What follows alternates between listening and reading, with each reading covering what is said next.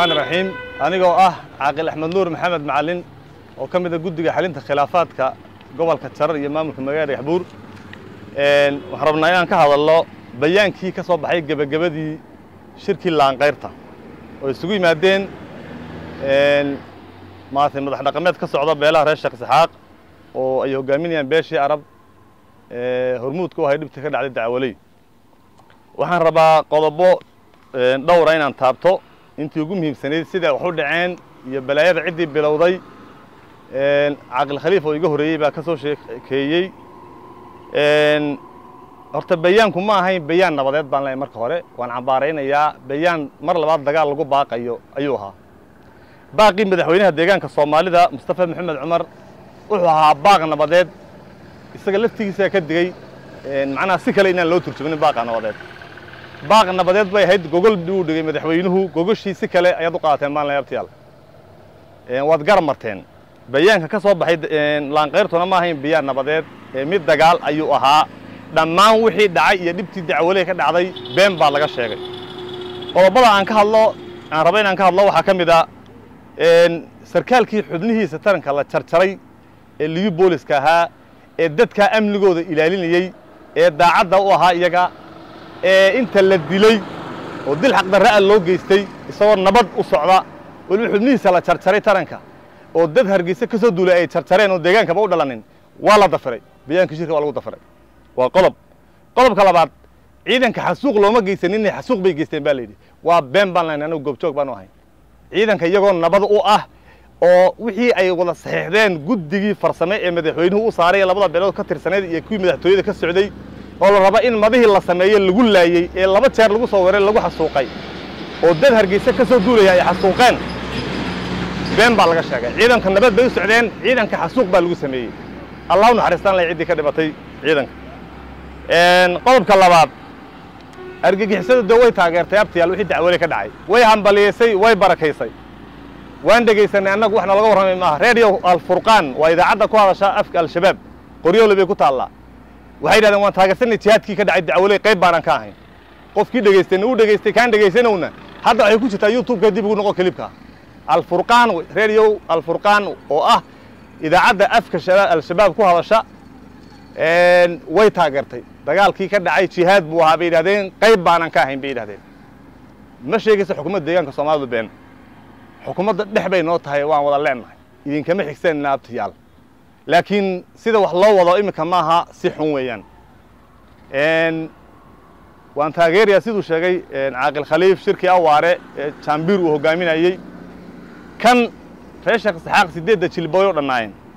waxay aad abtiyaal inaad ka jeegareysaan qolada arab baaqa bayaanka gabagabada ee la soo saarayo rag waaweyn oo madax dhaqameed oo aanu shakhsiyan aan garanayo ama is naqaano way joogeen oo suldaankii habar jeclaa joogay suldaan good baa joogay ma aydan ka qabanin macnaha bayaankii gabagabadii wixii la soo jeedinayay arab ay soo jeedinayeen ma ahayn bayaan nabadeed baan leenahay bayaan dagaal buu ahaa dib ha lagu noqdaan leenahay ciidankuna ما ها عيدان بلده وعيدان Soomaalida deegaanka Soomaalidu ay u dhan tahay oo reer walba uu ku jiro sida hore loo sheegayba ciidan anagu aad ka xigsanayna maaha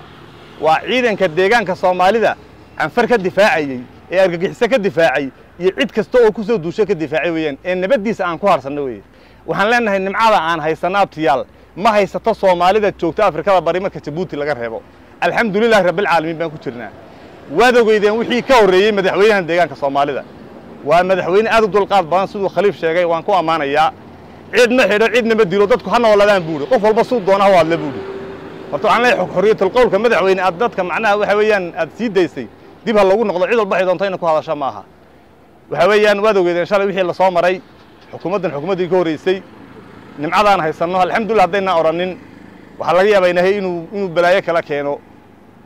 qodobka kale aan ka hadlayo waxa weeyaan baaqa bayaanka markii la soo jeedinayay